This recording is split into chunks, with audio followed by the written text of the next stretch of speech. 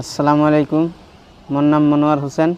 মই এজন কামাৰডিহি গাঁৱৰ খেতিয়ক হয়। মই যোৱা বছৰ 2 বিঘা সৰিয়হৰ খেতি কৰিছিলোঁ। মই সেই 2 বিঘাত ইফকো ন্যানো ডিআৰপি ব্যৱহাৰ কৰিছিলোঁ। তাৰ ৰেজাল্টটো মই ভাল পাইছোঁ আৰু কি।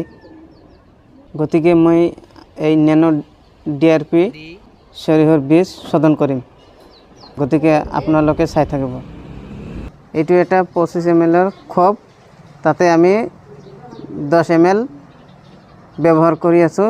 2 কেজি সৰিয়হৰ বীজত শোধন কৰাৰ বাবে ঢালি দি আছোঁ। আমি ভাল কৰি মিক্স কৰি অলপমান পানী দি এতিয়া অলপ পানী এড কৰিম। এতে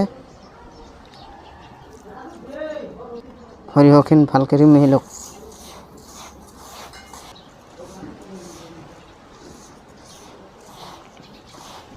এতিয়া আমাৰ মিক্স হৈ গৈছে। এতিয়া আমি ছায়াত শুকাই দিবৰ কাৰণে মিক্স কৰিলোঁ। তাতে শুকানোৰ পিছত এইবিলাক আমি খেতত মানে ছিটি দিম আৰু কি।